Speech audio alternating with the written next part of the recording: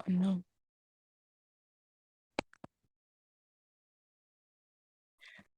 I was a little confused on what to call this. So we're going to go with good evening and welcome to episode 14 of the Powerpuff Babes podcast, where sugar meets spice and everything nice. We're your hosts, Allie, Mo, and Kat. So I know that I haven't been here in a while, but I am very glad to be back. I was getting settled in from back home and all this crazy stuff. But tonight, crazy enough, we have for you some thrilling and mysterious crime episode. Uh-oh. So grab some snacks, relax, and put your thinking caps on and enjoy. And without further ado, let's get into it. Mo, what you got for us tonight? Yeesh, all right. Well, the past two episodes we've been talking a lot about supernatural, and I really didn't mean to like divulge more into it again, but Oh, this it's fine. case sounded We're gonna get there really again. interesting. Sorry. Yeah, this case sounded so interesting. I was like, I have to do it. So this is the case of Teresa Basa, also known as the dead woman who named her killer. So this is one for the aficionados and the fans of the supernatural and the bizarre. Now, while true crime cases don't really veer into supernatural territory, exceptions do exist, like this case, whose her tragic murder made headlines when her ghost allegedly helped authorities arrest her killer. Now, who was Teresa Basa? I'm still gonna have trouble saying that, so I'm gonna just say Teresa. Originally hailing from the Philippines, in 1977, Teresa was 47 years old and seemed very happy with the way her life was going. She was living in Chicago and employed as a respiratory therapist at Edgewater Hospital.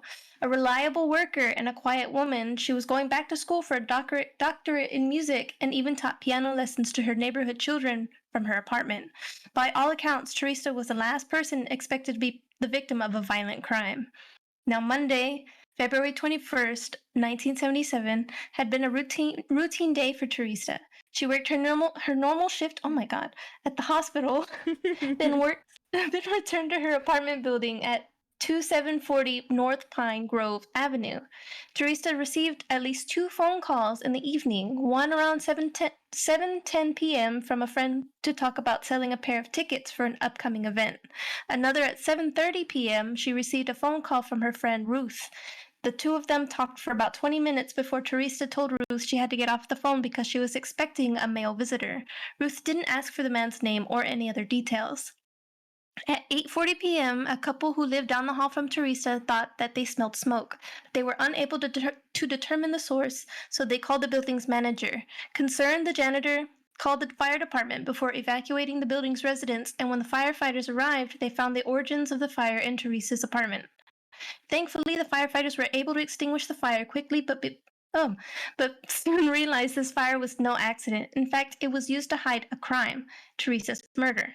The investigation revealed horrible details of the murder and the camouflaging arson. Teresa had been stripped naked and a butcher knife plunged deep into her chest.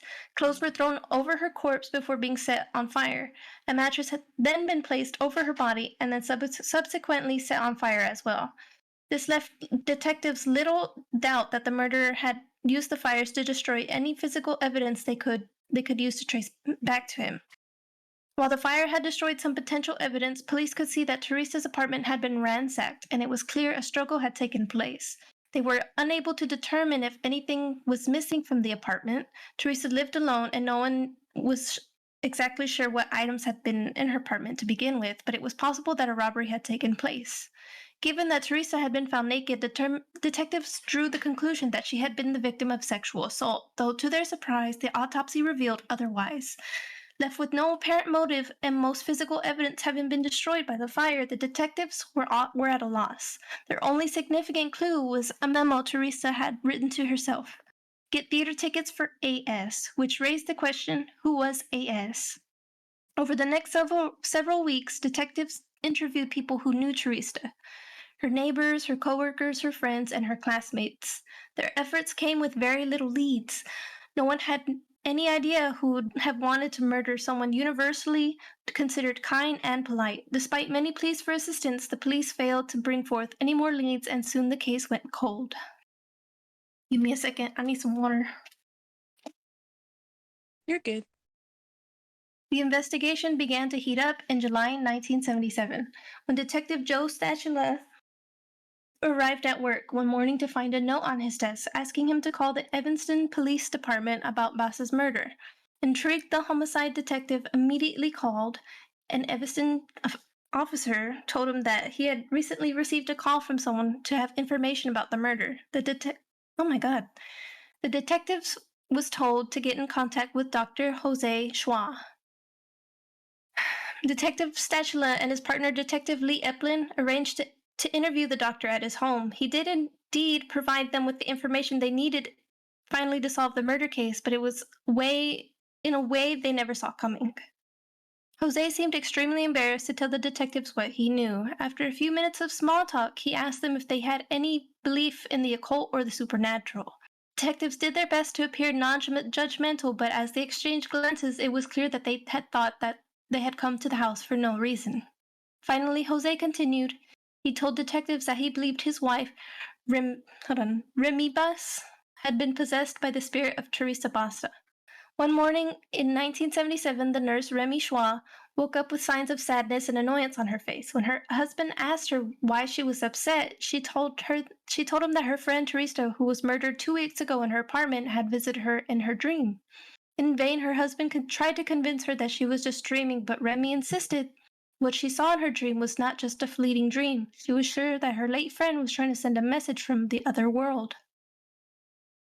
On the following nights, the dream is repeated, and it became clearer and more detailed, like a scene from a movie in which Teresa stands in the middle of the apartment with a naked body with burns and a knife embedded in her chest. She was talking to a man in a uniform of maintenance workers. From the color of his hands, Remy knew he was a dark-skinned man, but she could not see his face because he was standing and gave his back to her. Suddenly, Teresa stopped talking to the man and put her hands on his shoulders, then turned him leisurely to face Remy. Once the man turned around, Remy immediately recognized him. He was an orderly at the hospital where she worked named Alan Showery. At this very moment, a fire suddenly appeared and spread all over the place, and Teresa begins to scream. Remy wakes from her sleep trembling, and her husband told her the next morning that he heard her whisper in her sleep, "I'm Teresa Bassa. I want you to inform the police. The man who killed me named Alan Showery. He stole my jewelry and gave some of them to his girlfriend." He told Jose that her killer's name and claimed that he was an orderly that worked at the hospital, and she urged Jose to go to the police. Despite these bizarre episodes, Remy remembered nothing of what she had nothing she had said after she woke up. In addition, Jose decided not to go to the police. His hesitation is understandable. No one wants to tell the police that they've learned information about a violent crime from a ghost, especially when there's no evidence supporting his and her claims. That's an easy way to make detectives suspicious of your potential involvement in said crime. But Teresa's spirit was persistent. The following week, she possessed a sleeping Remy once again and asked Jose why he hadn't done as she asked and gone to the police. This time, the voice was angry, and Jose played along and told the voice that he was a doctor and very scientifically minded. He wasn't going to the police because there was no evidence showing Alan's involvement. Annoyed, Teresa told him that Alan had stolen some jewelry from her apartment, several unique pieces that her father had purchased in France and given to her mother. After stealing the jewelry, Alan had given some of it to his girlfriend. The voice even gave the names and phone numbers of 4 people that would be able to identify the jewelry. Still unsure of what was going on, but wanting to save his wife from any more of these episodes, he finally decided to call the police. Upon hearing this account from Remy and Jose, detectives were rightfully doubtful. It sounds unbelievable, but nevertheless, they investigated the claims. After all, Alan Showery did have the initials AS, matching the detail and their one and only clue. After running a background check on Alan, they were surprised to learn that he lived near Teresa and was also employed at Edgewater Hospital.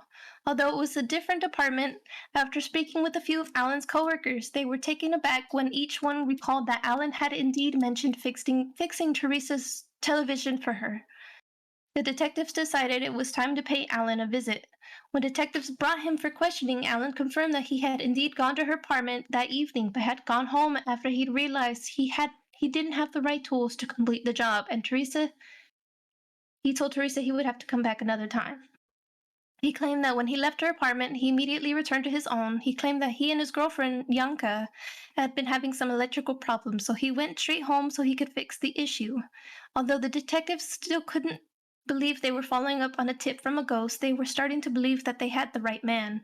They paused the interview so they could return to Alan's apartment and speak with his girlfriend. She told him that she was unaware of any electrical problems in the apartment and also noted that Alan would have no idea how to fix any electrical issues anyway. Skeptical of Alan's reaccounting of events, detectives contacted Bianca and confirmed that what Remy and Jose told officials. She had received jewelry from Alan in February telling her that they were belated Christmas gifts. She was actually wearing them at the moment. She pointed out the pendant around her neck and the gold and pearl cocktail ring on her finger. Following this lead, the girlfriend allowed Teresa's friends and family to examine the jewelry and confirm that it had belonged to the deceased woman. As soon as Alan was confronted with this information, he confessed to the murder. He admitted that he decided he was going to rob Teresa because he needed rent money. Since she was expecting him to come and fix her television and apparently had decided she would give him theater tickets to thank him, she let him into her apartment willingly. As soon as she turned around, Alan attacked. He told detectives that he had stripped her clothes off to make it look like it had been a sexual assault and decided to stab her once in the chest. His plan was to get enough money to pay his rent. Failed, and he was only able to find $30. He grabbed some jewelry to make it worthwhile, then started a fire to cover up his crime. Without Teresa's possessions and Schwa's aid, he never would have been caught. Alan Showery was charged and tried for Teresa's murder. Despite confessing his crime to detectives, he pleaded not guilty. When the trial ended in a hung jury, it seemed like he would get away with the murder. On the 2-year anniversary of her death, rumors are that he had made the decision to plead guilty after Teresa's ghost visited him in prison. The most likely explanation for this change of heart was the fact that his lawyer told him it would be in his best interest. He was given 14 years for murder, 4 years for robbery, and 4 years for arson, but in the end he served only 5 years because he was released from prison on parole. The story of Teresa Bassa hit newspapers across the United States as the case where a ghost solved her own murder. To this day, Remy maintains that she was possessed by Teresa's spirit. Detectives also support the claim of supernatural aid because they have no other explanation for what happened. The case would go on to be featured on Unsolved Mysteries and Beyond Belief. It was also included in the book House of Horrors and inspired the TV film Voice from the Grave. Despite Remy's insistence of paranormal involvement, there may be another non-paranormal explanation. Oh my god.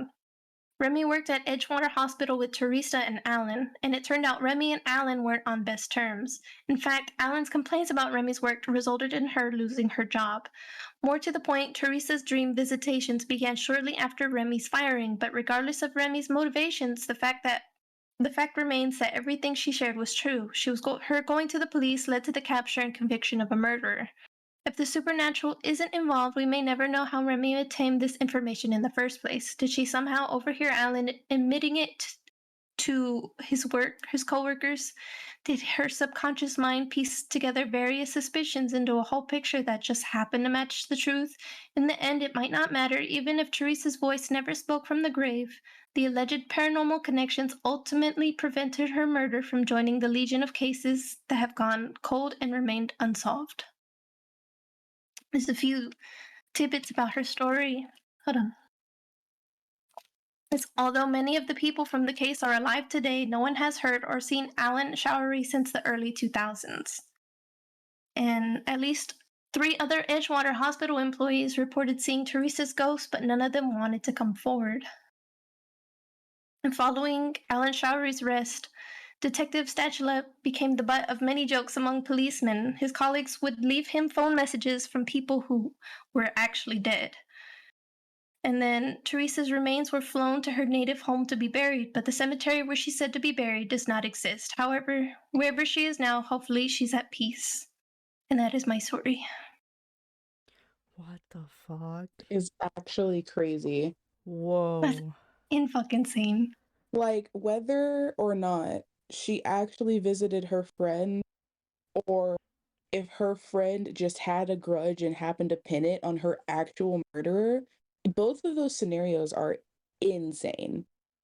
Like, just happenstance getting the right guy, or like the legit ghost of this person told someone. Yeah, no matter how you look at it, it's fucking crazy.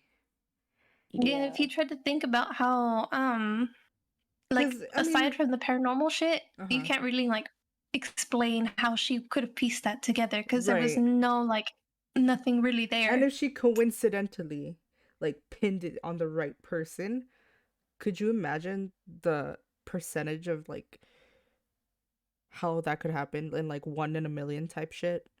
Like Yeah, Mm-hmm. that's like she that's just happens to insane. have the friend's killer. Like Yeah. that, no way. That's crazy. And what do It's you mean? definitely crazy looking at it both ways. Because if it were the Yeah, ghost, right? If it were the ghost, then it's like, why are people still questioning whether ghosts are real or not type thing? If like this actually happened, Mm-hmm. you yeah, know what I mean? And then it's like, but if it was that she coincidentally just pinned the whole thing on him, or she actually like pieced it out together and nobody knows how, like that's basically 1 in a million chance. yeah. Because it's like, even if she did have like random beef with him or whatever, how did she know about? Like, no one but him and her would have known that, and the girlfriend. No, yeah, So for how sure. did this friend know? Is like, you're inclined to believe her because it's like, I mean, and then here it is, the girlfriend corroborating the story, like, oh yeah, like, it's like just mind blown. Yeah, I really wanted to talk about this case because as soon as I read the title, I was like, oh, this is really interesting. And I read the little description and I was like, that's even crazier. And I knew I had to look it up because this was insane. Like, I don't think, obviously, I don't think she got possessed ever again after that. But I really hope her ghost found peace because that's because apparently the three nurses or employees reported seeing her ghost too. I don't know if she's still there or where they saw her. Yeah. I think maybe they meant that they also like she came to them in a dream, but they just didn't feel comfortable coming forward about it. Mm-hmm. Like maybe she like hopped to different people, and it wasn't until she found them that she was That's like maybe if she didn't have her it, because like she didn't even know, like maybe they could recall seeing her, but like, you know, they didn't feel mm-hmm. comfortable saying. But because her husband was like, hey, you said these things, it's like, wait, Yeah, she that's was crazy like, though. "There's no way it's a dream. Like these are visions. Like I swear they're probably her actually trying to talk to me." And the fact that she kept having those dreams Yeah. until I guess until it was solved or until her husband went to the police. That's scary. I can't imagine waking up or in the middle of the night, like say JP's talking in his sleep and he's like, "I'm this person." I would be like, "All right, we need to take you to an exorcist." That's actually terrifying, yeah. What do you mean that they don't know where, like, her cemetery doesn't exist? Yeah, apparently, Like, did someone give a where false she's name? no, like apparent they named the cemetery, and if you look it up, it doesn't exist. That's I weird. don't even remember the name of the cemetery, but yeah, they'd have no idea where she is. And they said that wherever she was buried, like she was probably buried at a church she and her family used to go to all the time in her homeland, Mm-hmm. and that now there's a new building there. So they're saying that maybe like they took off the headstones and she's probably underneath, I guess, the new building. Damn. That's That feels hella that's disrespectful to her and fucking everybody yeah. else. That's really Like, y'all disrespectful. couldn't build anywhere else but on a cemetery? Like, the fuck? Yeah, That's fucked up. uh, it's Like, there's really no other fucked way to up. put that. That's pretty But fucked Plus, up. I'm not if she were at a 100%. cemetery, right, and they build like a new building, that's not just disrespectful to her, but to the other people who happen to be buried there as Yeah, well. everybody So buried it there, yeah, like it makes you and their wonder, family. like whoever built this building, did they ever speak to those who are like I buried highly there? doubt it. People who have enough money to buy land, they don't talk to people. They don't talk to the But it's families. fucking They don't disrespect. talk So to imagine if like, somebody that knows her wants to go visit her, and then they go over and they find out that her cemetery's gone. Like the cemetery that yeah. she's buried in is gone because this new building sits on top of it. So what, I like I'm mean, assuming you have to yeah. sue these people to like get that shit back, you know? I don't know I mean, exactly yeah, when the they would building have to was because built over her grave, because obviously this was back in like the 1970s, yeah. and she was an only child, and she didn't really like I don't know how much family Damn. she had, but at this point, I mean, at this point they're probably So really old, basically, and maybe like no one Yeah, even knows. Damn. yeah, probably. so But then you would they also prob think of like whoever else is buried there, they could have had family. They would have to I mean, sue. yeah, but they still might have family. yeah. Yeah, like Yeah. that's yeah. I don't But know. for her, I nobody would feel have like spoken when for people her. buy big plots of land for whatever they want to build, like unless they like have to ask the people, I don't think they do. Because there was a water park that was built like years ago, but someone was living on that land and they had to ask. But I think they also just bought them out because like I think those people were like pretty old or whatever. I don't know. But like It's I feel like they don't ask unless they have to, and even when they do, they just try to buy them out. So mm, something tells me either someone was bought out or they just didn't ask because it was a cemetery and they were like, whatever. yeah, it could have been an old Like one where that's a nobody lot was of really running it anymore. I mean And that or it's just a lot to find who may have some living relative somewhere. right. There could be 60 people there and only 4 living relatives, But they don't you have the know. time or the effort. Like they don't want to put Yeah, the they don't effort care to into do it. actually look for So, these people. Yeah. yeah. I So, don't know. all There's a 60 lot of people get things built going on over here. because they don't want to ask. So, There's a yeah, lot of that's just a things. whole lot. Well, um, then you're gonna get a kicker out of mine.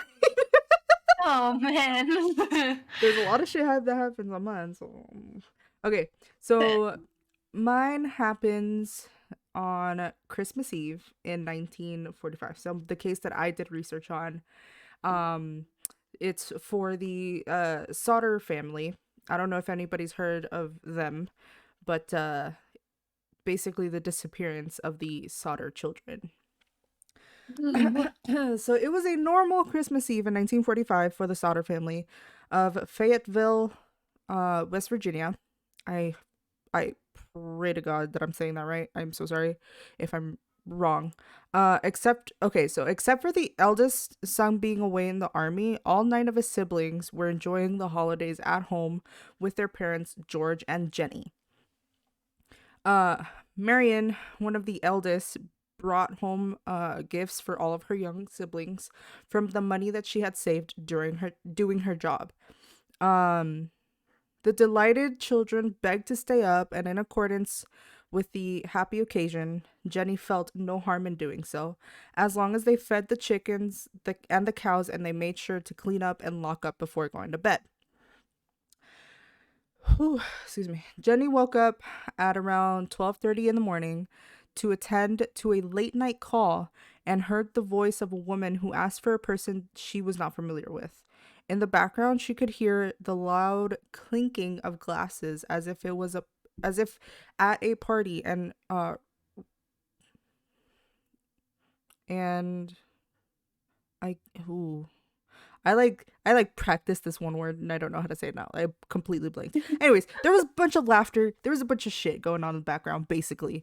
So Jenny apologized and told the woman that it was probably a wrong number, or that she had the wrong number. And she received a quote unquote weird laughter in return. Very fucking creepy. The woman then hung up the phone suddenly, leaving Jenny baffled. She then noticed the curtains weren't drawn and the lights were still on. Marian was asleep on the couch and assumed that the kids were already upstairs in bed. She made a mental note to lecture them for leaving the lights on. However, they usually did make sure to do so. With a sense of unease, she returned to bed. Now, in this case, I'm not trying to I'm not trying to say like, oh, bad job as a mother, but if I were in her shoes, I would have gone to check on the kids personally. But she went to bed because she has a baby. She's got a baby waiting for her back in her room with her husband, right? So it was 1 a.m. when Jenny heard a loud crash from the roof, but ignoring it, she went back to sleep. What? I'm sorry.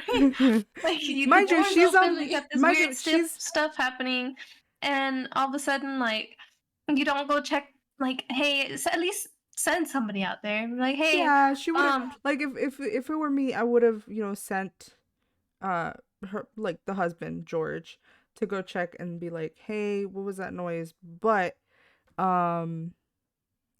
she has a 2-year-old, and so she, kids being kids, they'll drain your energy. I don't know which side. Like, I can't really say like what was happening in her mind, like what was going through her thought process. But if it were me in that situation, I would have definitely either gone to check it myself, or I would have sent the husband / significant other to go check it. So get this. Just half an hour later, she awoke to smoke filling up the rooms and witnessed the room George used as his office on fire around the fuse box and the telephone. George, Jenny, and their eldest children, John, who's 23, Marian, who's 17, George Jr., who's 16, and the youngest daughter, being Sylvia, and she was only 2, rushed out, shouting for the other 5 children, by the way, to rush downstairs, only to hear no reply. Once outside, George soon realized that his children, Maurice, who's 14, Martha, who's 12, Louis, who's 9, Jenny, who's 8, and Betty, who is 5, were still inside, probably hiding in the 2 bedrooms the kids shared, separated by a staircase that was now engulfed in flames. He tried to save them, breaking a window to re-enter the house, slicing a swath of skin from his arm. He could see nothing through the smoke and fire, and through the smoke and fire, which had swept through all of the downstairs rooms, living room, dining room, kitchen, office, and his and Jenny's bedroom. He raced back outside, hoping to reach them through the upstairs windows, but despite George and John's frantic searching, the ladder that was always propped in the same spot seemed to have disappeared. He then wanted to drive one of his 2 coal trucks next to the house and climb on top of it to reach the windows to one of the kids' rooms.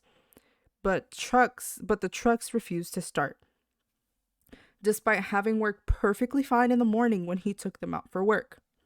He ransacked his mind for another option. He tried to scoop water from a rain barrel, but found it frozen solid. Marian sprinted to a neighbor's home to call the fire department, but couldn't get any operator response. Another neighbor also called with the same result. That same neighbor drove to the fire station and found the fire chief.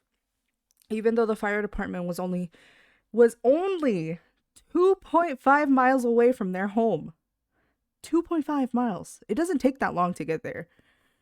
Firefighters didn't arrive, get this, until 8 a.m, 7 hours after the fire Wow. began. I 7 can't wait. What? freaking Kidding hours. me, bro? Are you kidding me?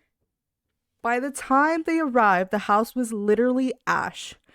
All that was left was rubble and the basement. George and Jenny feared that their children were dead, but a brief search of the grounds on Christmas Day turned up no trace of remains. Chief Morris, the fire chief, suggested that the blaze had been hot enough to completely cremate the bodies. A state police inspector combed the rubble and attributed the fire to a faulty wiring. After 4 days, George and his wife could not bear the sight of their burned house, so George covered the basement with 5 feet of dirt. Oh, excuse me. Intending to preserve the site as a memorial. The coroner's office issued 5 death certificates just before the new year, attributing the causes to fire or suffocation, but the Sodders had begun to wonder if their children were still alive. Okay, so I'm trying to catch my breath. Okay. Before I get into the evidence and the theories and whatnot, I wanted to give you guys a little bit of background on George and Jenny, mainly to give context, because one of the evidence is going to make sense, okay? Or a couple of the evidence. Anyways, George Sodder was born Giorgio Soddu in Tula, Sardinia in 1895 and immigrated to the United States in 1908 when he was 13. An older brother who had accompanied him to Ellis Island immediately returned to Italy, leaving George on his own. He found work on the Pennsylvania railroads, carrying water and supplies to the laborers, and after a few years moved to Smithers, West Virginia. Smart and ambitious, he first worked as a driver and then launched his own trucking company, hauling dirt for construction and later freight and coal. One day he walked into a local store called the Music Box and met the owner's daughter, Jenny Cipriani, who had immigrated from Italy when she was 3. They married and had 10 children together between 1923 and 1943 and settled in Fayetteville, West Virginia, in a town with a small but active Italian immigrant community. The Sodders were quote unquote one of the most respected middle class families around, said one county magistrate. I can't remember what the fuck that means. I'm not worried about it. Basically somebody from the community. It doesn't matter. Anyways, George held strong opinions about everything from business to current events and politics, but for some reason refused to talk about his youth. He never explained what had happened back in Italy to make him want to leave. Some say he may have been involved in some shady business back in Italy. So here we're going to get into like the evidence and like what makes this like creepy and whatnot. Okay. Let me move so I know where the fuck I'm at. The Sodders planted flowers across the space where their house had stood and began to stitch together a series of odd moments leading up to the fire. There was a stranger who appeared at the home a few months earlier back in the fall, asking about hauling work. He meandered to the back of the house and pointed to 2 separate fuse boxes and said, "This is going to cause a fire someday." Strange, George thought, especially since he had just had the wiring checked by the local power company, which pronounced it in fine condition. Around the same time, another man tried to sell the family life insurance and became irritated when George declined. He then said this, "Your goddamn house is going up in smoke," he warned, "and your children are going to be destroyed. You are going to be paid... Yeah. You are going to be paid for the dirty remarks you have been making about Mussolini." George was indeed outspoken about his dislike for the Italian dictator, occasionally engaging in heated arguments with other members of the community, and at the time didn't take the man's threats seriously. The older Sodder sons also recalled something peculiar. Just before Christmas, they noticed a man parked along US Highway 21, intently watching the younger kids as they came home from school. Jenny couldn't understand how 5 children could perish uh, in a fire and leave no bones, no flesh, nothing. She conducted a private experiment burning animal bones, chicken bones, beef joints, pork chop bones, to see if the fire consumed them. Each time she was left with a heap of charred bones. She knew that remnants of various household appliances had been found in the burnt out in the burnt out basement, still identifiable. Ugh.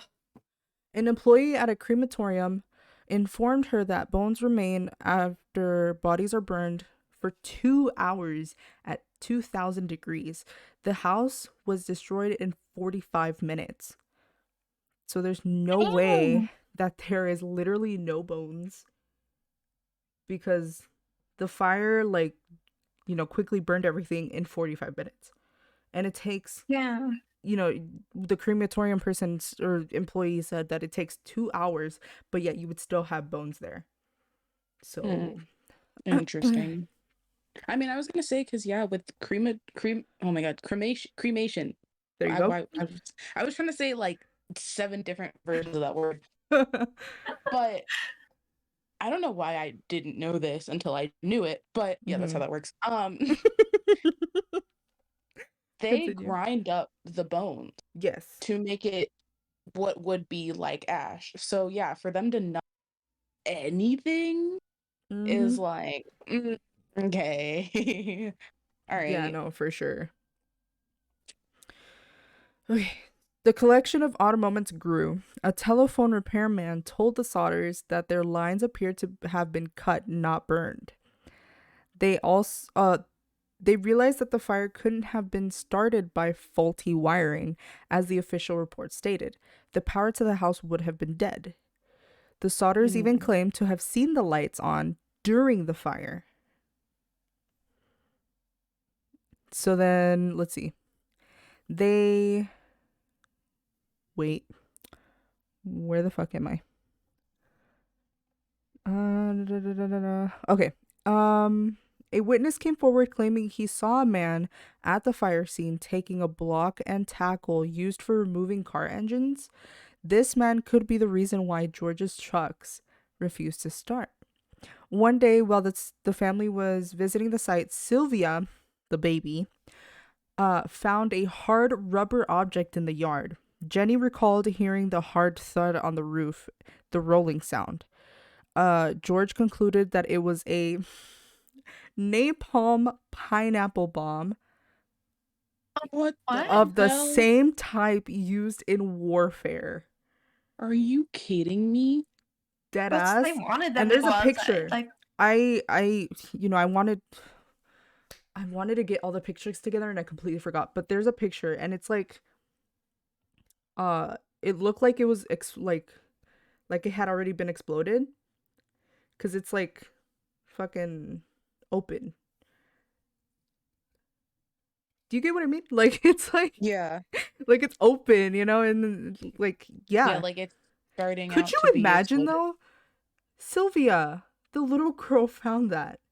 Like Yeah, that's I so would be dangerous. terrified for her to have that in her Oh, hands. oh, sweetie, what are you playing with? What is that? War, War. death, destruction. Just a bomb in her hand. What is that? A bomb. No. Yeah, no, it starts running after her. That's fucking crazy, It's bro. insane. So, but yeah, a freaking bomb. So then, seeing how Jenny remembered that, she was definitely terrified. Yeah. Okay, so there were multiple reports of sightings. A woman claimed to have seen the missing children peering from a passing car while the fire was in progress. Another woman operating a tourist stop between Fayetteville and Charleston. Yeah, I said that right. Some 50 miles west, said she saw the children that morning after the fire. I served them breakfast, she told the police. There was a car with Florida license plates. Dang, can I freaking talk? Sorry. There was a car with Florida license plates at the tourist court too. A receptionist at a Charleston hotel saw the children's photos in a newspaper and said she had seen 4 of the 5 a week after the fire. The children were accompanied by 2 women and 2 men, all of Italian extraction. She said in a statement, "I do not remember the exact date. However, the entire party checked in at around midnight at the hotel and stayed in a large room with several beds. I tried to talk to the children in a friendly manner, but the men, because there was 2 of them, the men appeared hostile and refused to allow me to talk to these children. One of the men looked at me in a hostile manner. He turned around and began talking rapidly in Italian. Immediately, the whole party stopped talking to me. I sensed that I was being frozen out, so I said nothing more. They left early the next morning." In 1947, there we go. In 1947, George and Jenny sent a letter about the case to the Federal Bureau of Investigation, FBI, and received a reply from J. Edgar Hoover. "Although I would like to be of service, the matter related appears to be of local character and does not come within the investigative jurisdiction of this bureau." Hoover's agents said that they would assist if they could get permission from the local authorities, but the Fayetteville police and fire departments declined the offer. Next, Interesting. right? That's what I'm saying. Next, the Sodders turned to a private investigator named C.C. Tinsley, who discovered that the insurance salesman who had threatened George was a member of the coroner's jury that deemed the fire accidental. He also heard a curious story. No, for sure. When I saw this, dude, I was like, wait. He also heard a curious story from a Fayetteville minister about F.J. Morris, the fire chief. Although Morris had claimed no remains were found, he supposedly confided that he discovered a heart in the ashes. He hid it inside. Yeah, dude, listen, I'm telling you, it's fucking crazy. He hid it inside a dynamite box and buried it at the scene. Tinsley persuaded Morris to show them the spot. Together, they dug up the box and took it straight to the local funeral director, who poked and prodded the heart and concluded that it was beef liver. It wasn't a heart, dude. It was beef liver. And it was untouched by the fire. Soon afterward, the Sodders heard rumors that the fire chief had told others that the contents of the box had not been found in the fire at all, that he had buried the beef liver in the rubble in the hope that finding any remains would placate the family enough to stop the investigation. That's fucked up. Hello? It gets weirder. Over the next few years, the tips and leads continued. George saw a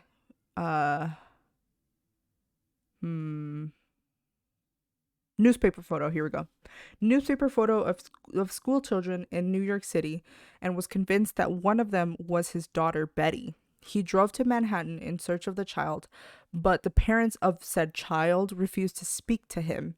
In August 1949, the Sodders decided to mount a new search at the fire scene and brought in a Washington, D.C. pathologist named Oscar B. Hunter.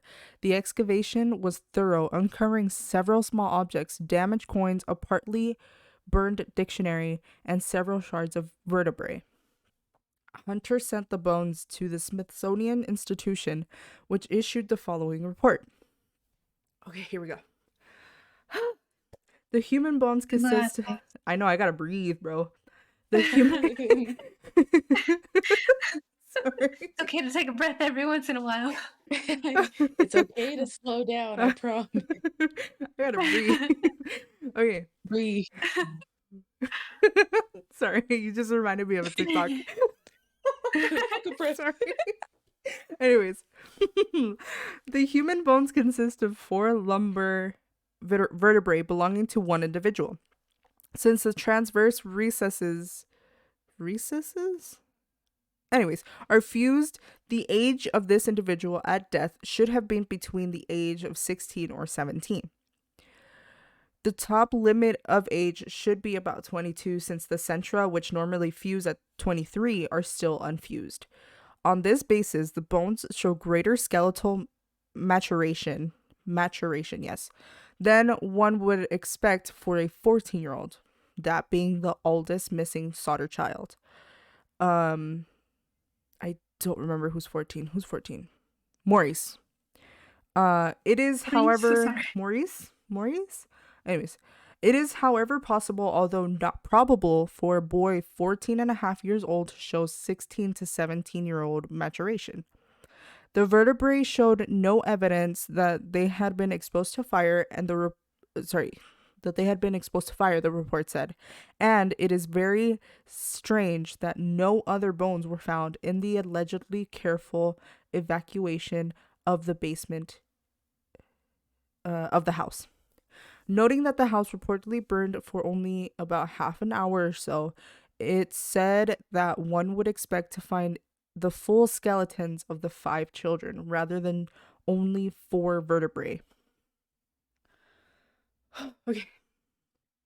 The Smithsonian report prompted 2 hearings at the Capitol in Charleston, after which Governor Oki L. Patterson and the State Police Superintendent W.E. Burchett told the Sodders their search was hopeless and declared the case closed. Undiscouraged, George and Jenny took over the billboard along Route 16 and passed out flyers offering a $5,000 reward for information leading to the recovery of their children. They even went as high as $10,000 for their safe return. A letter arrived from a woman in St. Louis saying the oldest girl, Martha, was in a convent there. In a convent there, excuse me.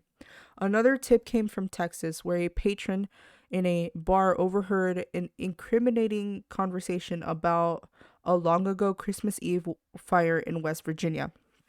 Someone in Florida claimed the children were staying with a distant relative of Jenny's. George traveled the country to investigate each lead, always returning home without any answers. In 1968, more than 20 years after the fire, Jenny went to get the mail and found an envelope addressed only to her. It was postmarked in Kentucky, but had no return address. Inside was a photo of a man in his mid-20s. On its backside, a cryptic handwritten note said, Louis Sodder, I love brother Frankie. I can't tell if that's his little boys or I little boys. A90132 or 35. That's all the thing said. What the I shit you fuck? not, when I read that, I was so confused. I was like, wait, okay, so obviously the What? name of the child. Right. And then it says, I love brother Frankie. The thing is that none of the children are named Frankie. Not Right. even the child, not even the one that's in the army is named Frankie. And then it says, it's either Lil Boys, so Lil boys, or I little boys, because it looks like there's an I there too, like a capital I. And then it says A, like the letter A, 90132, or, and then it says like it obviously like I said, or like 0, like fucking. What? I'm sorry. It says the full number that I just said. So A90132 OR35. That's all it says. And so when they got this, they were utterly confused. Yeah, rightfully so. Jenny and George couldn't deny the resemblance though, because it did look a lot like their Lewis. Beyond the obvious similarities, dark curly hair and dark brown eyes, they had the same straight, strong nose and the same upward tilt of the left eyebrow. Once again, they hired a private detective and sent him to Kentucky, but they never heard from him again. Yeesh, what the fuck? Yeah, no, that dude took money and dipped. Um, the Or they killed him. Sodders, They did find out. or that's possible. They might have killed him. I actually never thought of that. Wait, wow. She said, "Oh They What man." I keep actually, going back to is it sounds yeah, like someone took them, maybe, and huh?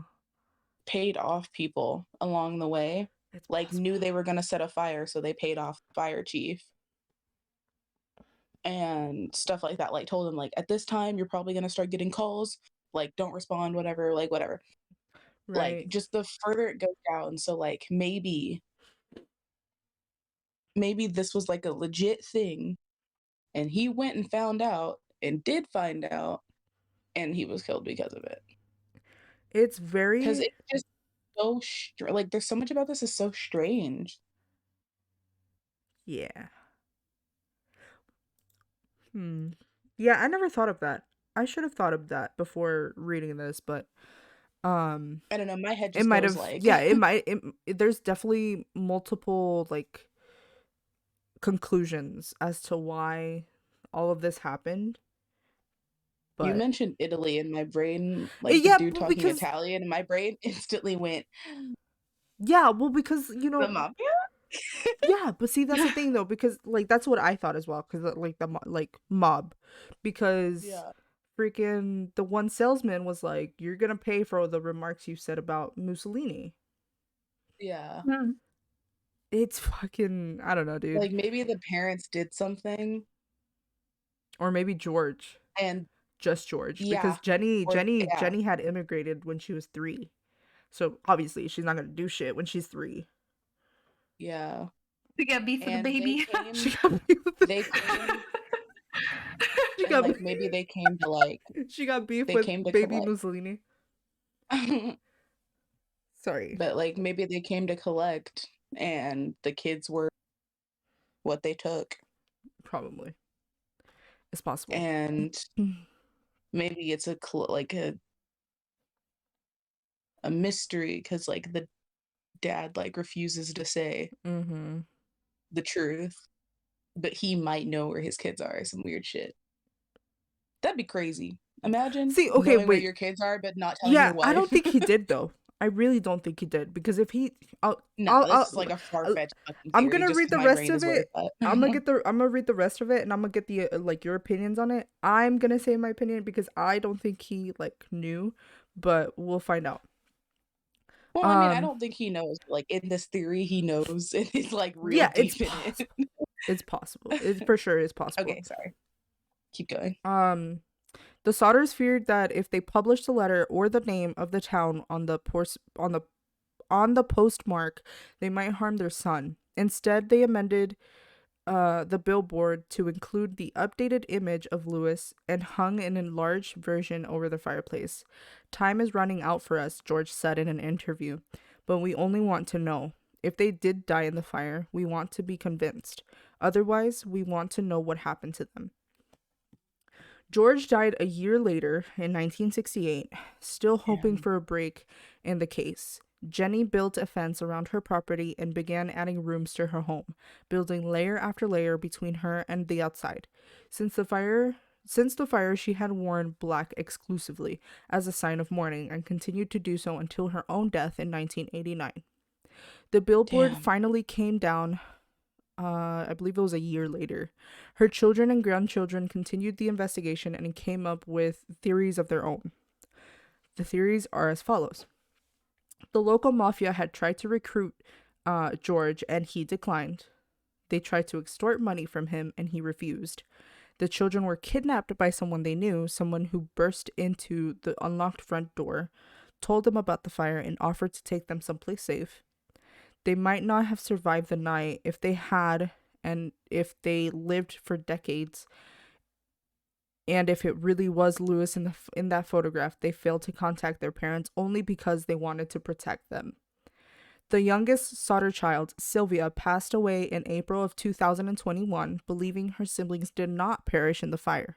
She would visit crime sleuthing websites and engage with people still interested in her family's mystery. Her very first memories were from that night in 1945 when she was only 2 years old. She never forgot the sight of her father bleeding or the terrible symphony of everyone's screams. To this day, her daughter and son and granddaughter continue the investigation. Sadly, we may never know what happened on that night, for this case still remains unsolved. Damn. So, I tried looking up because I did find her like memorial. What's that thing called? Um when a person dies, like they give like the whole speech. Obituary. Obituary. There you go. I did find it. Um and she like I found out that her like one of her granddaughters actually passed away before her. Damn. So she lost her granddaughter, she lost her husband before she passed away. Um so a lot of people have been definitely leaving like prayers and thoughts, and like they hope, like some of them said like we hope that you were able to find your brothers and sisters um and whatnot. um I tried looking for the daughter or the granddaughter that were continuing the investigation. Mhm. Maybe I wasn't looking like far enough, but I couldn't find any information on these ladies. But there were several podcasts. Well, not several. I'm gonna say like 2 to 3 podcasts that they had the I think it was the daughter. They had the daughter like as a guest in the podcast. Um I didn't get to listen to it because it was already like late and I was watching Junior, and I was like, I'm just not gonna listen to it right now. Yeah. Um but if you want to like listen to them, just look up the name Jenny Paxton Hernthorne, and you'll be able to find those podcasts. But anyways, um I want to know your opinions on this eerie, creepy case. I mean, personally, I was already kind of leaning towards the like mafia kind of Mhm. theory, only because one, you brought up Italians, and I was like, I mean, maybe stereotypical, but they're like notorious for being like, oh, they're in the mafia, like, Mhm. like all that stuff. Like, there's the Russian, the Italian, and whatever else. But, those are like, when people make up fantasy stories or stuff like that's what they use, right? Mhm. So you said that, and I was already kind of like, that's so strange. And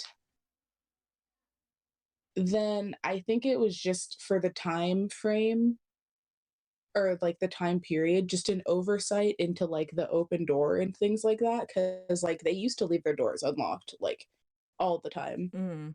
Like this was before like there were hella serial killers like that were known. Obviously, there were still hella serial killers Right. known. Mhm. And, that was when people just like really had their guards down. So I think personally, they just saw the door open and were like, oh, fuck it, like whatever. Like the kids just have the door open. It must be like hot in the house or something, something like that. Like completely not thinking what it might have been.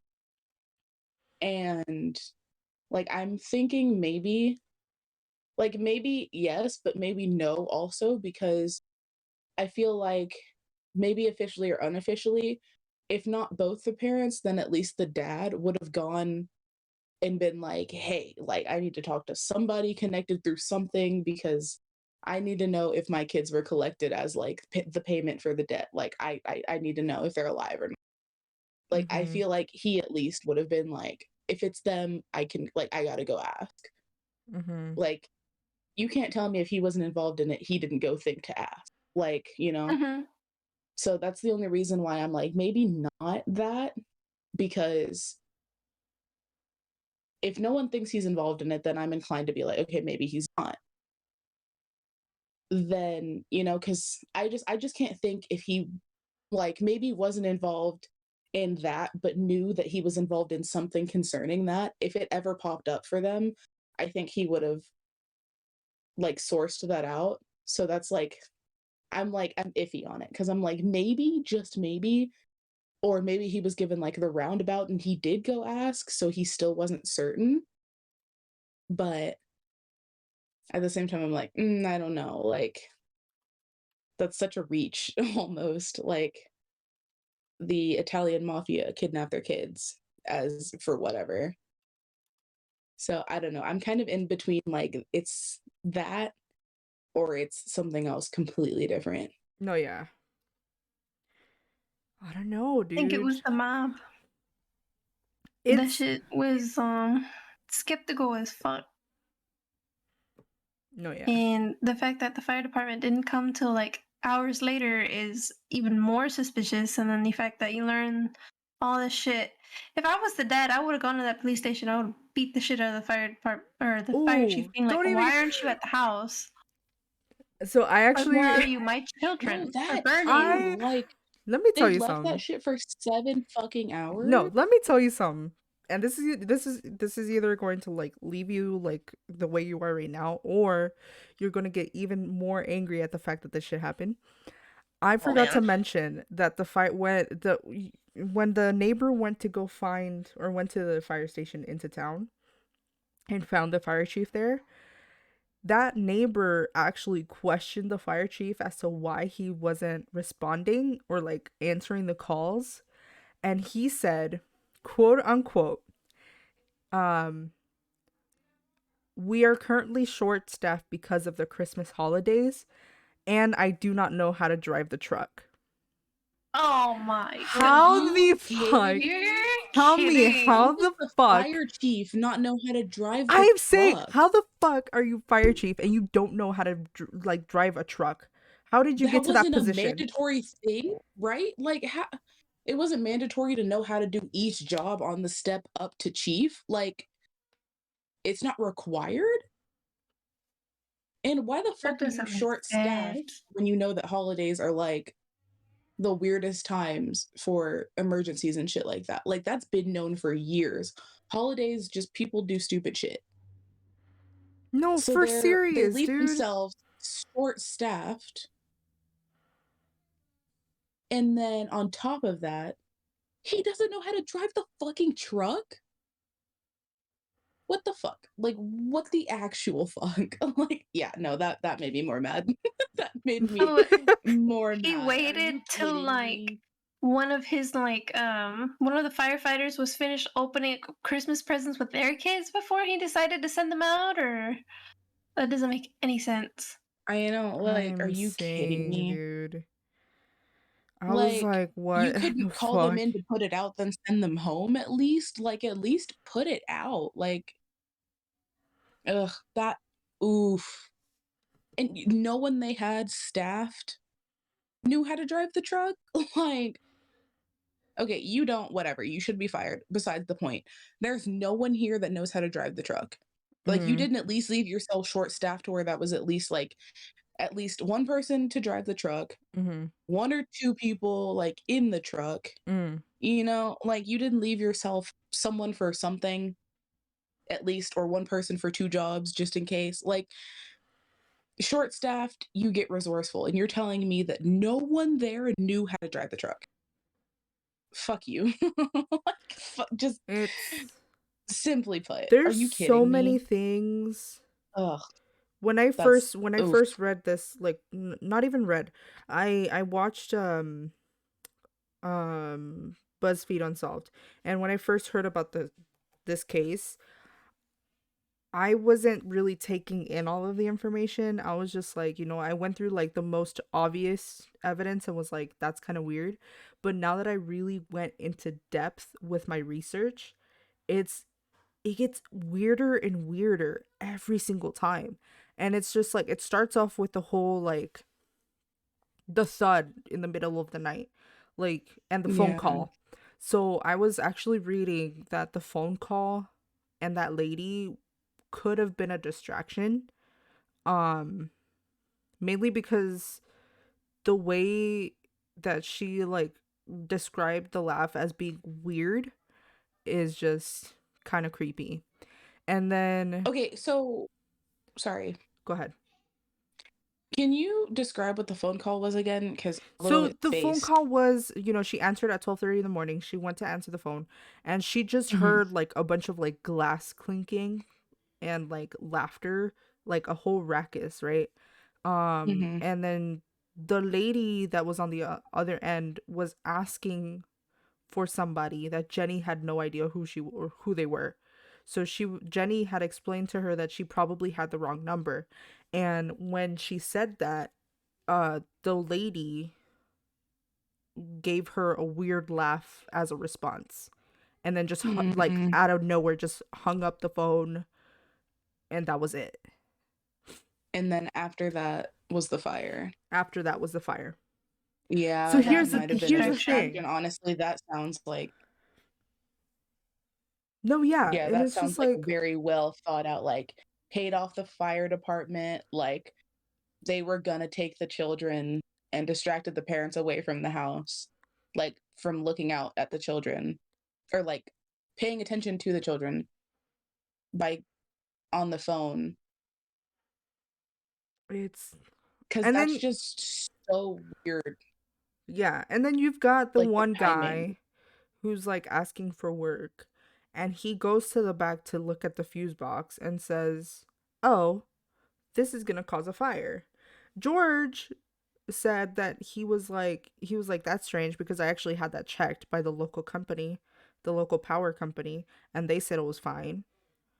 So in my Mm, opinion, I would have hired another company and would have been like, "Hey, can you check this real quick for me?"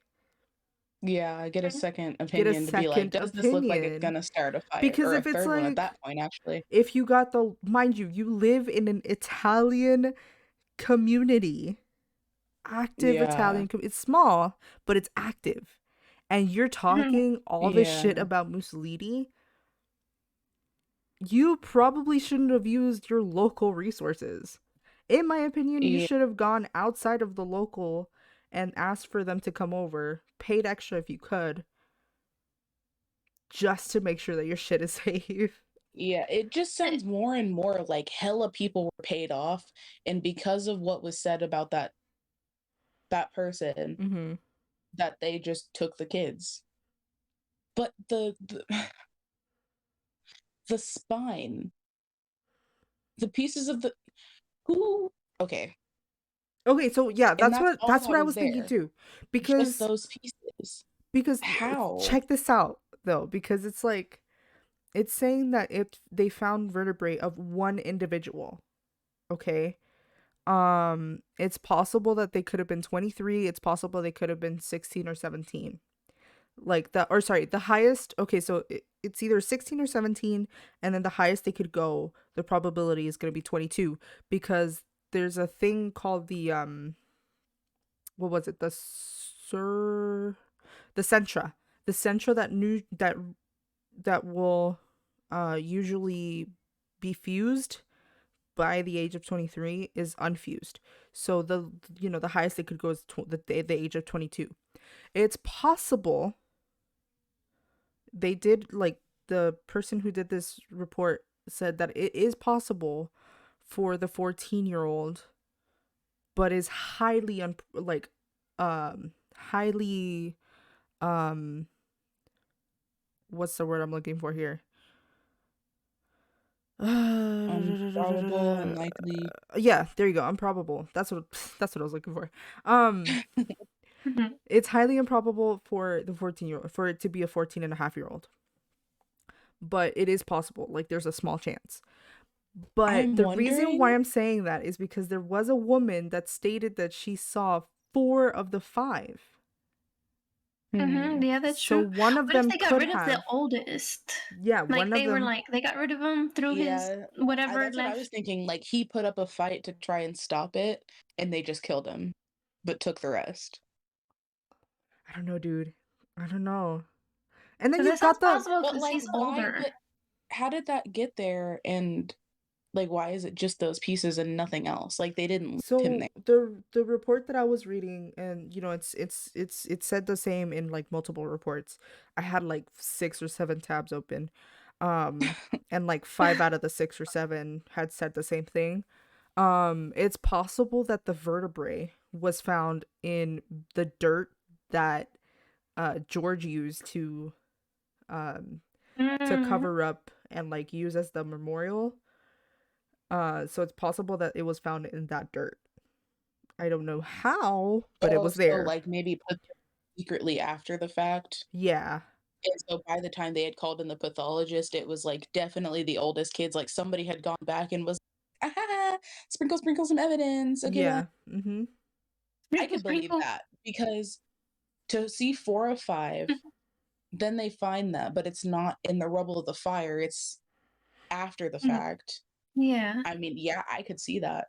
I Mhm. could see that somebody killing him in some part of inconspicuous enough, his body was left there, and the rest are just somewhere else. But then the picture that could have been the oldest? Yes. No. Oh, No, the wait, picture it was not wasn't the the oldest. oldest. The Was it the picture was second oldest?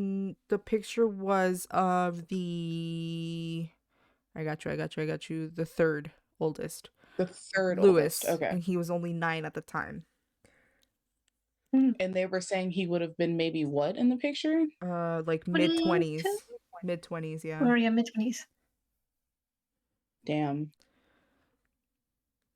I So, mean, yeah, well, so they because if hear you look at the nothing about the pictures, oldest. let me go look for the pictures. Hold on. I want to They send hear you the nothing about the pictures. oldest after the fact. The lady only saw the 4 or 5. Mhm. And then you've got The yo. oldest wouldn't have been 23 yet, No, yeah. but he wasn't. I mean, And then you've maybe, got the one that but really who? stuck out. The one that really stuck out was the salesman, the life insurance salesman. He came to the home, got irritated because George kept declining the offers, and then said, "Your goddamn house is going up in smoke, and your children will be destroyed. Yeah, that's so. You will pay, or you will be paid for the dirty remarks you made of Mussolini." I'm wondering if they sent someone to Canvas to figure out how to do it, how many kids are there? Hey, yo! Look around and find out No, dude, I didn't make the connection until you just said that.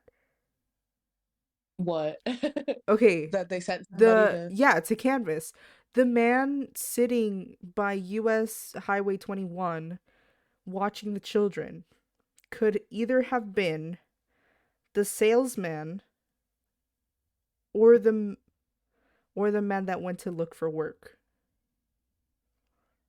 Hmm. Because Because they the could have man either sent one or multiple people to Canvas because it really sounds extremely planned out to fuck them over. Oh, yeah, it really does. Like if you the think fight about it, react, like it's real weird, and then only the children. And I'm like, if you really think about it, the man walked to the back of the house and saw the two fuse box or the fuse box. and then Maybe when they to inform found the the other guy that the fuse box was back there, maybe. and then watch the children. I don't know. There's so much going on, dude. Yeah, but I don't know, like, I'm just real set in this, like, someone paid hella people off for this Oh, for sure. because so much of it is just like, how do you drop the ball on that? Like, it makes no sense that they'd be understaffed, that he doesn't know how to drive the truck, that they don't come for 7 hours, Yeah. What bothers and me the then they have most. these weird people around the house before, they get the weird ass distraction type phone call. Like, yeah, it just it's so weird. Bothers me is that after all these threats and whatnot that night that they kept seeing like weird stuff happening and whatnot, they didn't bother to go check it out. Yeah, Like this man made a threat to his children and nobody decided to get up to check why the door was open, the thud on the roof and whatnot. Yeah, Like, exactly. Like, maybe the it's first time you're like, "Okay, whatever, like, that's probably nothing, let's not even worry about it," but the second time, especially after that, like, the first time I'd be on edge, like, "Okay, let's keep an eye out," but, like, it's probably nothing. But the second time to be like, nah, whatever, let's ignore it," is just like, no, nothing about this situation you should ignore. You've had this Mhm. weird ass phone call, these weird ass people coming around, this dude that said a weird ass fucking thing and threatened you and your kids. Yeah, they threatened your family, and you're like, "Nah, it's no big deal." What? And then like the door, like I said, I can understand that because for that time period, like they were willy fucking nilly about all of that. But the Mm-hmm. roof, like to be like, oh, like, oh, something hit the roof, but we're not gonna check it out like in the slightest. We're not gonna see if anybody's outside. We're not gonna at least check on the kids to make sure they're still there, still alive. Like, you know, like yeah, that I totally understand like how that bothers you because it's not to speak ill of the situation, but borderline just kind of neglectful. Like Yeah. in the most minor form, of course, because like I'm not calling them bad parents or anything like that at all. But these weird situations occur and you don't think, "Oh, that's kind of strange. Maybe I should go at least check on the kid." It's just like, I don't know. Like it's so weird that they weren't like, "Let's just go check it out just cuz." You know? Like I hear a weird ass sound and with nothing to protect myself go check it out. And you're telling me you hear a weird ass kids and you don't go check it out? Like like a thump on the roof is so like, who's on the roof? What could possibly be on the roof? Like I'd go check that. If it was a That's just thud, like a regular thud, part of me would believe that maybe a bird died and it like hit the roof. Or maybe, yeah. I don't know. It's just something dumb, right? But Yeah. you heard it roll, which is like, who the fuck's throwing something on my roof at this time? Yeah. Like I'm thinking rocks, something weird, like something that like. Not And that then it's rubber like at that shit. point it's like right. You don't think that, but it's like at least to the point where it's like you heard that. You know you heard that. So go check it out. Like, it's late at night and you're hearing weird shit and you don't think I should go check that out. That's just so like blinding because it's like how the fuck do you do that? Like that feels like common sense. You hear a noise and you check it out. Especially if you don't know what the noise could have been. You like Oh. everything has their like noises. But like if you don't know what it is, you check it out. At least I do.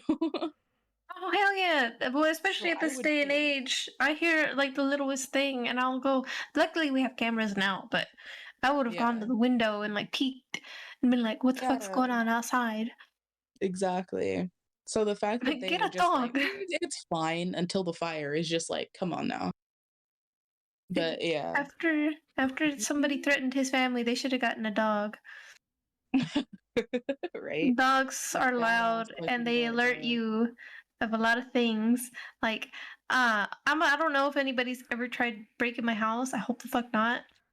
But I have dogs, and they don't. My dogs absolutely hate the mailman. Like today, I heard my dog barking a lot, and I checked the camera. Mind you, the mailman wasn't doing anything but be in his vehicle on the street, and my dog was Mhm. barking at him.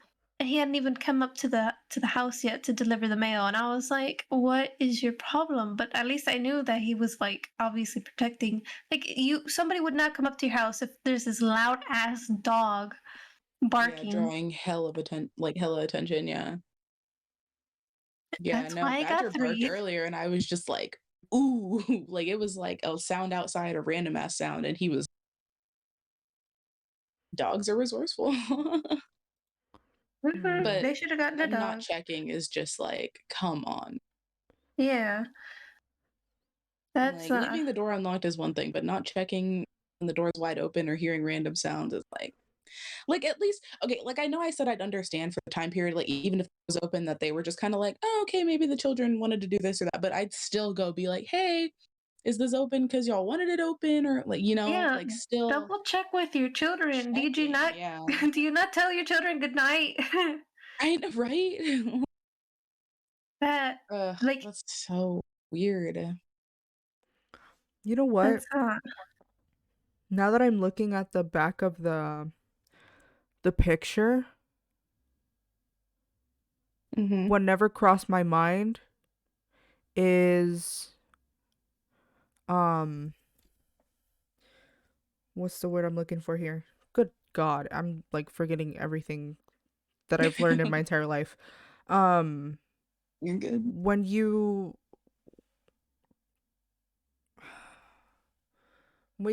rearrange the letters, when you can rearrange the letters to see if there's like a code. Oh yeah. That never crossed my mind until just now. Because Mhm. obviously it says his name, but you know, I love brother Frankie. There's nobody named Frankie. And then it says I little boys, little guys, some shit like that. And then it says the A number and 35. Like 35. maybe they spelled out the address It's possible in like because he was born in 1935 and then it says 35 in it. mm, But hmm, what the hell would A stand for? apartment. I It's possible. Yeah. oh I Like love brother maybe he was in Frankie. a or state, shit like that. I love brother. probably in a state that stepped or a first letter that started on the state. Yeah. Oh shit. I I'm mean, on Google. I'd have to, do you have a link or a picture so I can like look? Yeah, yeah. Hold on. It's like I gotta see this because you keep saying it, and I'm like trying to visualize, but I can't. Like trying to think. Let me see. Let me see. Da, da, da, da, da. I mean, how old would they be right now? They'd be They'd old. be dead by That'd now. be, They'd be dead right yeah. now. I They'd had be a great dead. grandma. Yeah. Like, What is this? Not the yeah. 19 like They 40s? Yes, That's not even 100 years.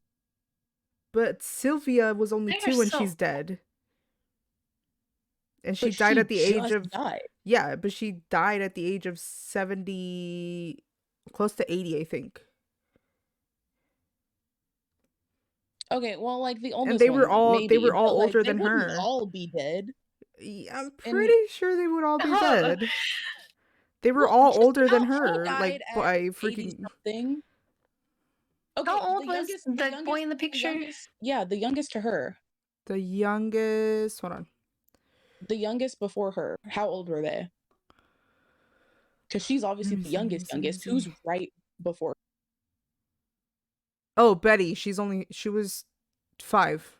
So yeah, she'd So still be yeah, alive, she maybe. could still be. Yeah, that's what I'm When saying. was But Like she they okay, wouldn't but born? if all be you dead. really like, okay, but They if wouldn't all be dead though. oh my Like, god, okay, that maybe the scared me. majority, but like, I mean, like she just died. If we were doing this a year ago, talking about this a year ago, we could still be saying that she was still alive. When was she born, Betty? I have no idea. You have no idea. Because like she literally died last year, so there's no saying that Betty couldn't be alive. You know, just because she was the youngest doesn't mean that everybody died. Because she did. That'd be crazy if that's how shit worked. You're right. Where the oh,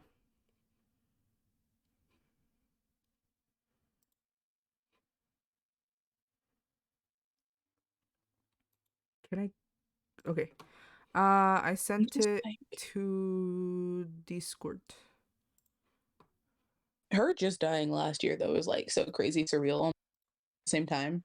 Like just Yeah, thinking it about it freaks while me we're on out. the subject. Like that was last fucking year. That's the letter in the back. I love brother Frankie. Brother Frankie. That's what's sticking out to me. And then it's like Yeah, it looks like it's LLIL. and then boys, Or right? it could be no, that feels like it's definitely two L's.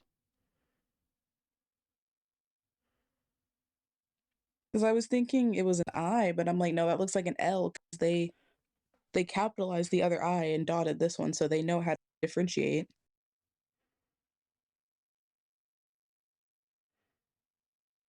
What the fuck? 890132 or 35. What the fuck? See, I'm as confused as you are. I'm over here thinking maybe it's like some sort of secret code, a cryptic code. Cause like that could be a number to something, like a storage unit maybe or something. He was born in 1940. Biddy. That would make sense. The fire was in 1945. I was gonna say like just take 5 years off of that. She would be 82 today. Yeah, she could be bro. If y'all don't quit playing with me, she could be alive right now. No, but for sure Well, I mean, the oldest ones would definitely be well, yeah, the oldest dead by ones would now. more than likely be gone. I Yes, believe but It'd be a those two, at least very, very, Stacy very Horner. small And- chance they would still be alive. and what's his face was 9. Lewis was 9, Yeah. so he'd only be what, How old? 86? Yeah. He'd be 86. So see, y'all see, The they wouldn't be Disappearance of alive. They'd all Sodder. be dead. No, people Remember- live past 86. Well, yeah, it's also like Just happened not to. I mean, honestly, stressing about the whole thing probably took your life. If yeah. Lewis Sodder, I love Brother Frankie, That's what I'm trying to think of, like Lil Boys, Brother Frankie. A90, But 13.2 or 35. Frankie. We're really trying to solve a code right now. Hell the fuck yes. It's throwing me off because what is the like? It's the or 35. Like, what is that supposed to mean? Like, the whole thing is throwing me off. See, But I'm stuck what at the I'm bottom thinking is because 35 saying is that the it's- year that he was born.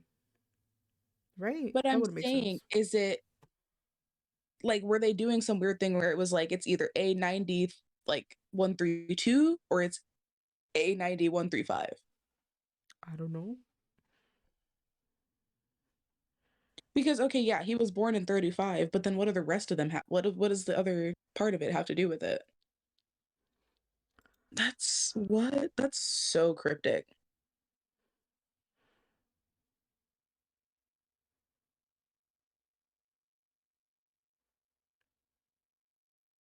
That's crazy. Yeah, I couldn't even begin He would to have been like 23 in that who would have photo. been 23. In that photo, Lewis would have been 23. Lewis would have been 23 because between the yeah. 32 backwards is 23. I mean, yeah, but then what's the rest? It's Well, it just boils down to like, okay, if we said this part, 1935. But A0, I have no idea. OR, have no fucking clue. Oregon? I don't know. It could maybe be. it was like a license plate. Wait, no. Wait, hold on. And they didn't know if it was a 32 or Florida 35. license plates.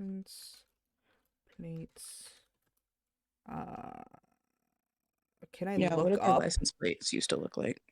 Can I look up actual license plates? Stop.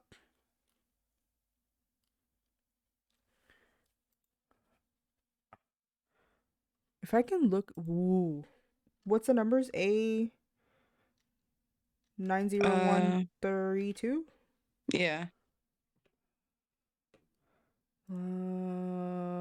Florida.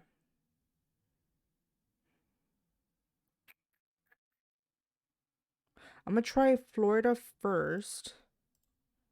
Okay, whoa, wait. Wait, what? Okay.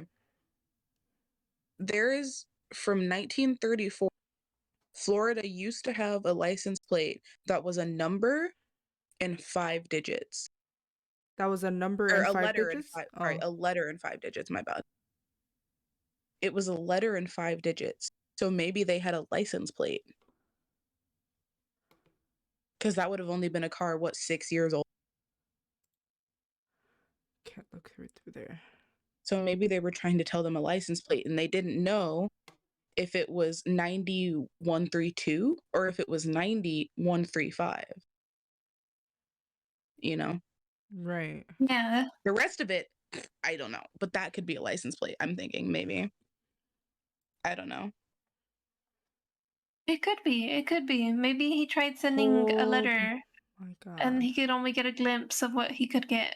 Yeah. Yeah, like he was trying to, And give then them he was something. with maybe the people who took him, one of them's name was Frankie.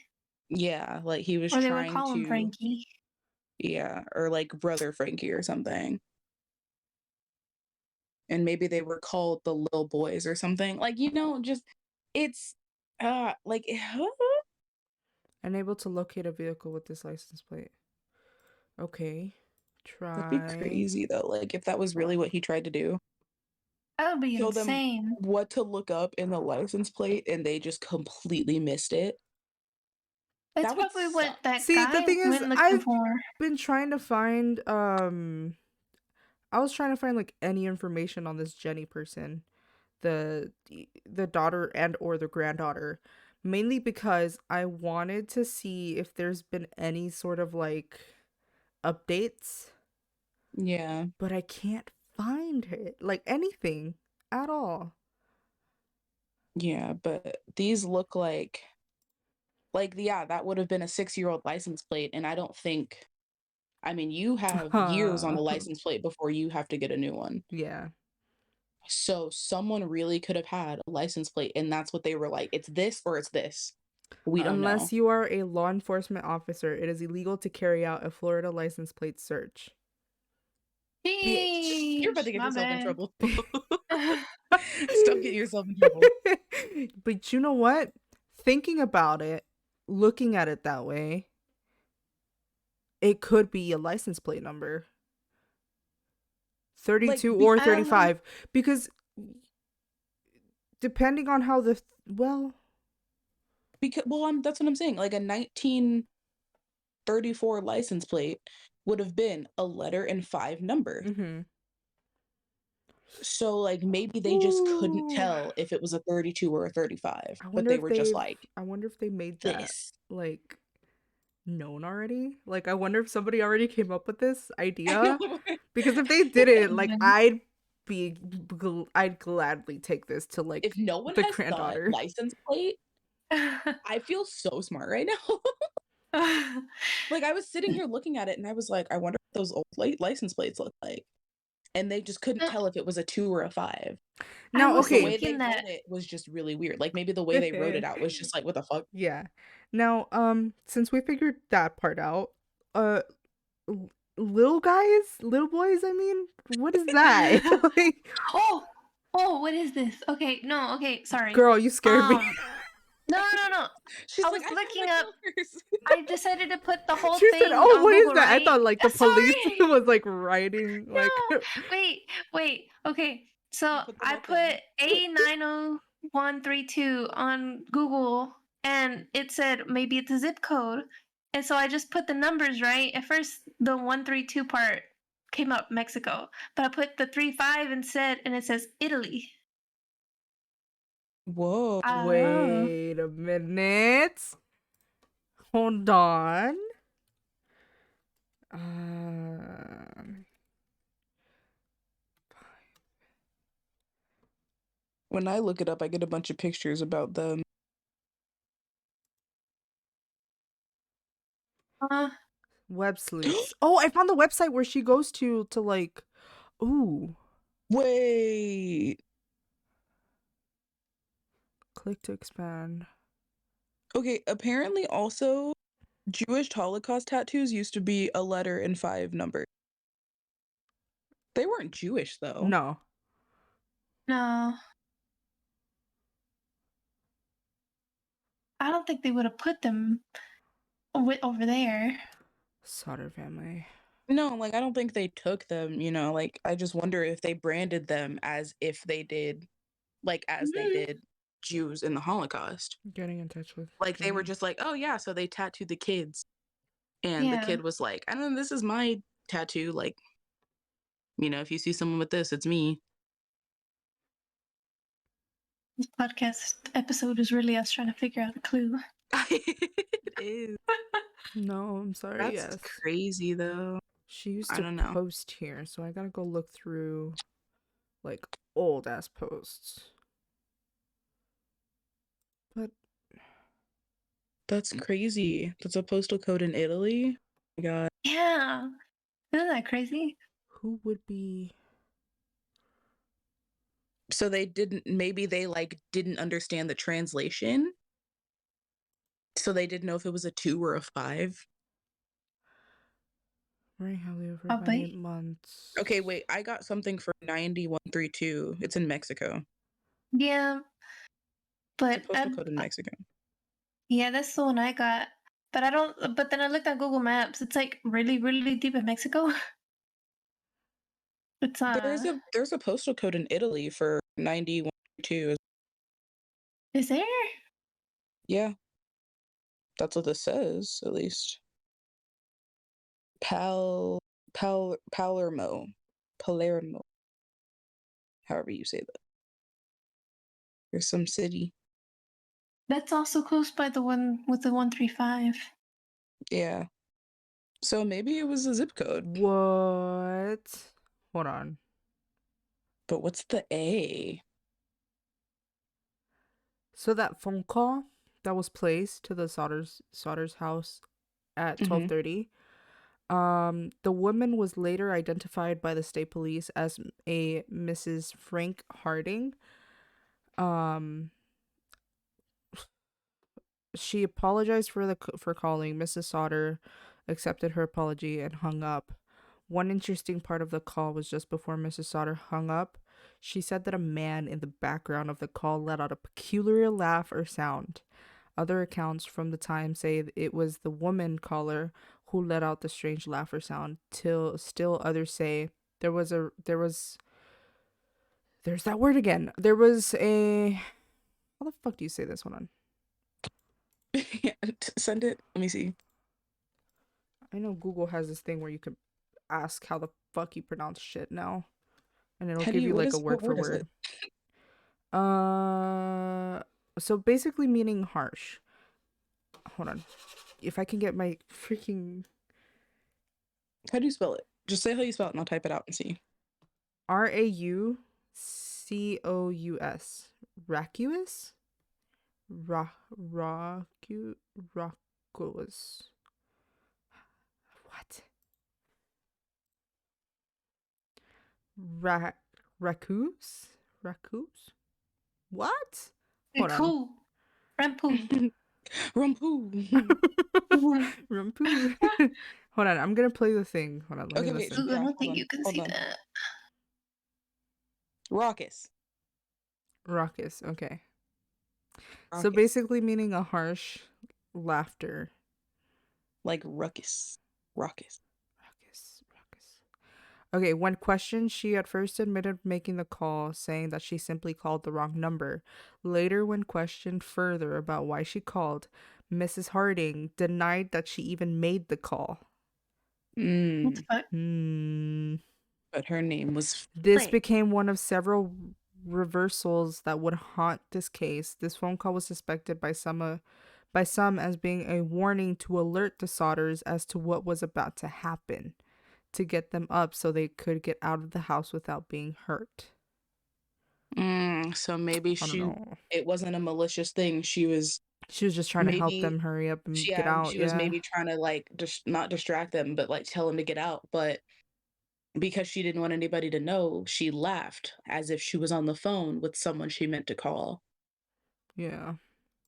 But out of context to the other person, it's like, why the fuck are you laughing? Like, what is going on? Mm. That would be crazy. Like, someone tried to warn them. That would be crazy. I couldn't Well, even I imagine. looked it up. Apparently, the first numbers with the 32 could be a post office in Italy. Close Hmm. by to 135 zip code. I don't know. Interesting. I wonder. Okay, well, unfortunately, our group sleuthing time has to come to an end for the podcast. No. We have I'm gone. She is having so a determined blast. to I'm find sorry. this. We have gone over I'm time by a honestly bit trying trying to figure to this all out. I'm gonna be honest with you. I'm trying to find like the freaking Jenny's replies to like this web sleuth Yeah. website, and I don't know where to start. I'm like looking through Okay. everything. Well, unfortunately, we are going to have to end this cast here. Um, thank you so much for allowing us to be a part of your night.